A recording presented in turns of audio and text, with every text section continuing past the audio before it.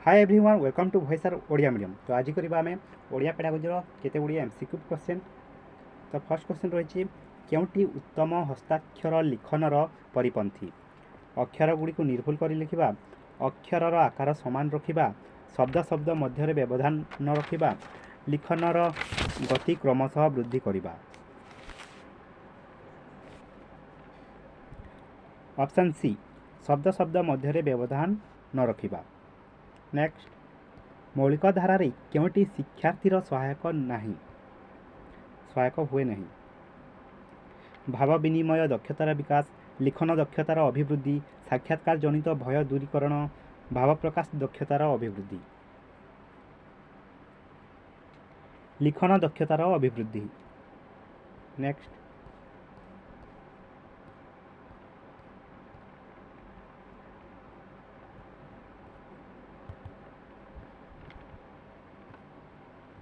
केउं उक्तिटी एक उत्तम प्रश्नपत्रर लक्षण रूपे ग्राह्य। प्रश्नगुड़िक निर्दिष्ट उत्तरमूलक तथा संतुलित होइथिबा दरकार। प्रश्नगुड़िक एकाधिक उत्तरमूलक हेबा दरकार। प्रश्नगुड़िक आनुमानिक उत्तरमूलक हेबा दरकार। प्रश्नगुड़िक विषयभित्तिक अति जटिल हेबा दरकार। ऑप्शन ए प्रश्नगुड़िक निर्दिष्ट उत्तरमूलक तथा संतुलित होइथिबा दरकार। नेक्स्ट अष्टम श्रेणीर जल शीर्षक कविताटी शिक्षक श्रेणीगृह रे पढ़ाई सारी जल संसार रे किपरि पूरी रही, सुना हीरा प्रभृति केउठू जात होइछंती आदि प्रश्न पचारिले। एही प्रश्नगुड़िक शिक्षार्थी ठीक उत्तर दे पारिला। यह शिक्षादान क्यों लक्ष्य पूरण करुछि? ज्ञानात्मक, बोधात्मक, प्रयोगात्मक, साहित्यिक मनोवृत्ति। बोधात्मक। नेक्स्ट निम्न दिया प्रश्नगुड़िक मध्यरु केउटी बोधात्मक प्रश्न? आकाशर विपरीत बोधक शब्द लेख। कखारु फूल देखिबाकू केउं रंगर? दुईटी फलर नाम कुह। वृक्षलता आमर काहींकी दरकार? ऑप्शन डी वृक्षलता आमर काहींकी दरकार। नेक्स्ट प्राथमिक स्तर रे प्रस्तुत समन्वित पाठ्यपुस्तकर केउटी एक विशेषत्व नुहे? मूल्यायन कार्यभित्तिक, विमूर्त धारणा भित्तिक, अभिज्ञता भित्तिक, अभ्यास कार्यभित्तिक। विमूर्त धारणा भित्तिक। नेक्स्ट प्राथमिक स्तर रे मातृभाषा लिखन दक्षता विकास पाई केउं क्रमटी उपयुक्त? जेतेबेले शिक्षार्थी माने मातृभाषा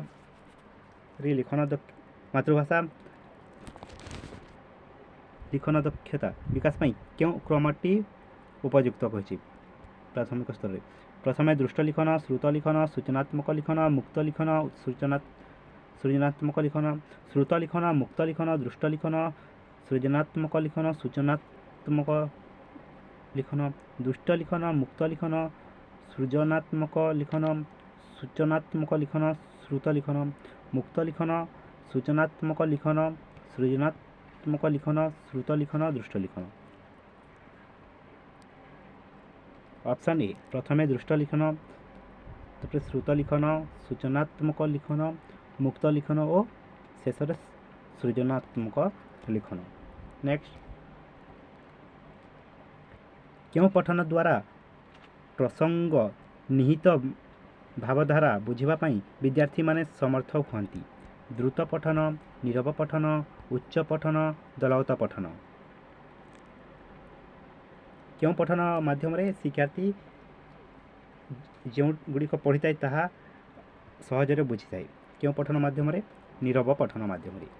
नेक्स्ट निम्नोक्त मध्यरु केउटी बहुभाषी शिक्षार्थी मानक निकट रे देखा जाए नहीं?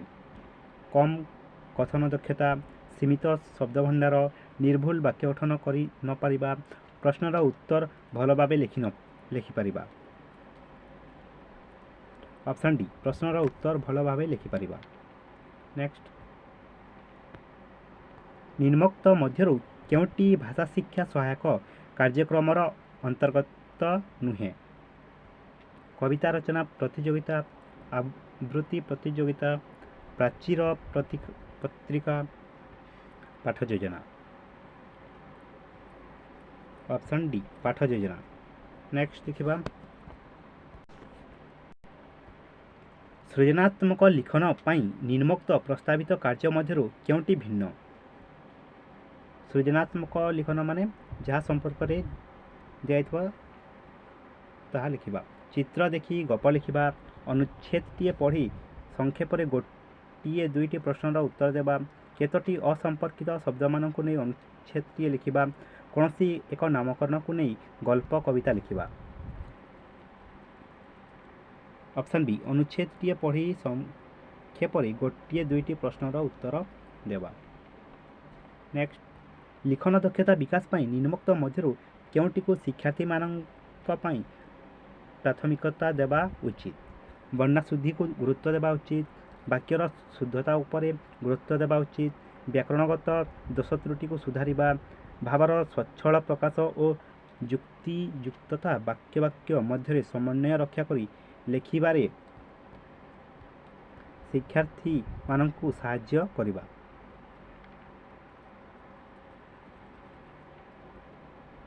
ଅପସନ୍ ଡି ଭାବର option D. Next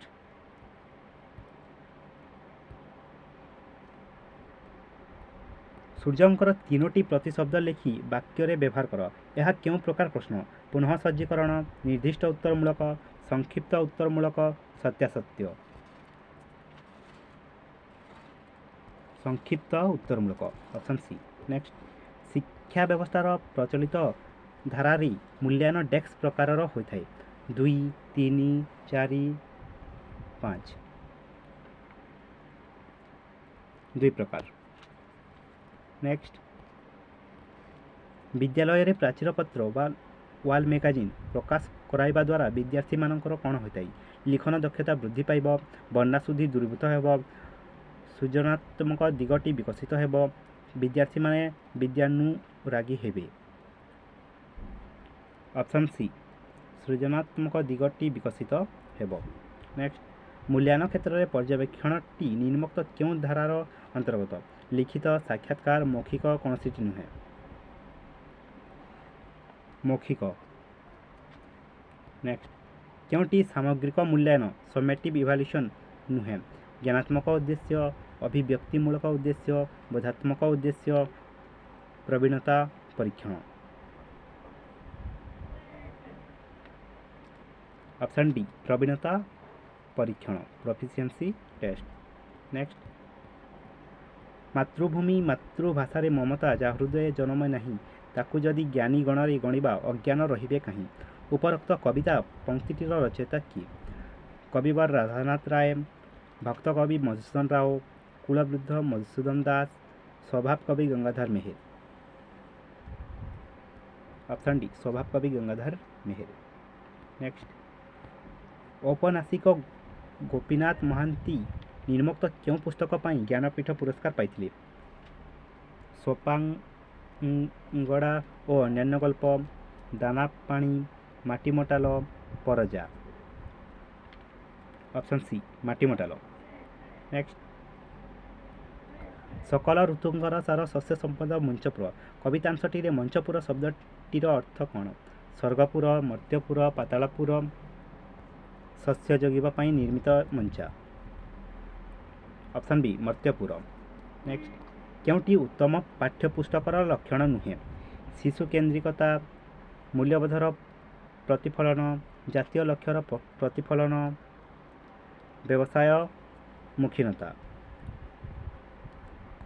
ବ୍ୟବସାୟମୁଖୀନତା। Next Ramprasad Mohanty ନିମ୍ନୋକ୍ତ ମଧ୍ୟରୁ କେଉଁ ପତ୍ରିକାର ସମ୍ପାଦକ ଥିଲେ? ଝଙ୍କାର, ଉତ୍କଳ ଦୀପିକା, ଶିଶୁଲେଖା, ନବରବି। ଶିଶୁଲେଖା। ନେକ୍ସଟ ମୁକ୍ତିଯୋଦ୍ଧା ଜୟରାଜଗୁରୁ ପ୍ରସଙ୍ଗଟି ପଢ଼ାଇବାର ନିମ୍ନୋକ୍ତ ମଧ୍ୟରୁ କେଉଁ ବିଶେଷ ଉଦ୍ଦେଶ୍ୟଟି ସାଧିତ ହେବ?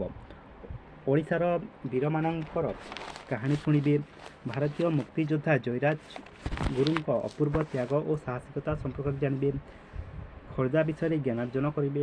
ଇଂରେଜମାନଙ୍କ ଅତ୍ୟାଚାରକୁ ସ୍ମରଣକୁ ଆଣିବେ। ଅପସନ୍ ବି ଭାରତୀୟ ମୁକ୍ତିଯୋଦ୍ଧା ଜୟରାଜଗୁରୁଙ୍କ ଅପୂର୍ବ ତ୍ୟାଗ ଓ ସାହସିକତା ସମ୍ପର୍କରେ ଜାଣିବେ। ନେକ୍ସଟ, ତୁମ ଅପେକ୍ଷା ସେ ଯଥେଷ୍ଟ ଆଗୁଆ। ବାକ୍ୟଟିରେ ଅପେକ୍ଷା ଶବ୍ଦଟି ଡେକ୍ ସୂଚକ ଅବ୍ୟୟ, ବିଭକ୍ତି, ପଦାନ୍ୱୟୀ, ସମ୍ବୋଧନ, ବିପସାର୍ଥକ। ବିଭକ୍ତି। ନେକ୍ସଟ, ଉତ୍ପତ୍ତି ଦୃଷ୍ଟିରୁ ଆମ ଓଡ଼ିଆ ଭାଷାରେ ଡେକ୍ସ ପ୍ରକାର ପ୍ରାଥମିକ ଧାତୁ ବ୍ୟବହାର ହୋଇଥାଏ। 2, 4, 6, 8 ଚାରି ପ୍ରକାର। ନେକ୍ସଟ, ଛୋଟ ମୋର ଗାଁଟି କବିତାଟି ପଢ଼ାଇବାର ସାମାନ୍ୟ ଉଦ୍ଦେଶ୍ୟ ନିମ୍ନୋକ୍ତ ମଧ୍ୟରୁ କିଏ ହୋଇପାରେ? କବିତାରୁ ସୌନ୍ଦର୍ଯ୍ୟ ଉପଲବ୍ଧି, ଷଠିଘର ଭଳି ଶବ୍ଦମାନଙ୍କୁ ଜାଣିବା, ଯେତେ ଦୂରରେ ଥିଲେ ମଧ୍ୟ ଗାଁକୁ ପ୍ରଣାମ କରିବା, ଆଲୋକ ଓ ଅନ୍ଧକାର ମଧ୍ୟରେ ତୁଳନାତ୍ମକ ଚିତ୍ର ଆଙ୍କିବା। କବିତାରୁ ସୌନ୍ଦର୍ଯ୍ୟ ଉପଲବ୍ଧି। ନେକ୍ସଟ, ସମ୍ବାଦପତ୍ର ଗଣତନ୍ତ୍ରର ଚତୁର୍ଥ ସ୍ତମ୍ଭ। ଏହି ବାକ୍ୟରେ ଚତୁର୍ଥ ଶବ୍ଦଟି ଡେକ୍ସ ବାଚକ ବିଶେଷଣ, ସଂଖ୍ୟା, ପରିମାଣ, ପୂରଣ, ତୁଳନାତ୍ମକ। ପୂରଣ। ନେକ୍ସଟ, ନିମ୍ନୋକ୍ତ ମଧ୍ୟରୁ କେଉଁଟି ସମୂହ ଅର୍ଥକୁ ପ୍ରକାଶ କରୁନାହିଁ? ରାଜି, ଆବଳି, ପୁଞ୍ଜ, କୁଞ୍ଜ। କୁଞ୍ଜ। ନେକ୍ସଟ, ହସ୍ତାକ୍ଷର ଲିଖନ ଉଦ୍ଦେଶ୍ୟ କ'ଣ? ନିର୍ଭୁଲ ଲେଖିବା, ନିର୍ଭୁଲ ଯଥାସମ୍ଭବ ଗୋଲ ଓ ସୁନ୍ଦର କରି ଲେଖିବା, ନିଜେ ପଢ଼ି ପାରୁଥିବା ଭଳି ଲେଖିବା, ଗାର ଉପରେ ଲେଖିବା ଅଭ୍ୟାସ ଜାରି ରଖିବା। ନିର୍ଭୁଲ ଯଥାସମ୍ଭବ ଗୋଲ ଓ ସୁନ୍ଦର କରି ଲେଖିବା। ନେକ୍ସଟ, ଦୁଇଟି ସ୍ତମ୍ଭ ବା ବିଭାଗରେ ଦିଆଯାଇଥିବା ଶବ୍ଦପୁଞ୍ଜ ମଧ୍ୟରେ ସମ୍ପର୍କ ସ୍ଥାପନ କରିବାକୁ ନିର୍ଦ୍ଦେଶ ଦିଆଯାଇଥିବା ପ୍ରଶ୍ନଟି ନିମ୍ନୋକ୍ତ ମଧ୍ୟରୁ କେଉଁ ବିଭାଗ ଅନ୍ତର୍ଭୁକ୍ତ? ସତ୍ୟାସତ୍ୟ, ମେଳକ, ଦୃଷ୍ଟାନ୍ତ, ବର୍ଗୀକରଣ। ମେଳକ।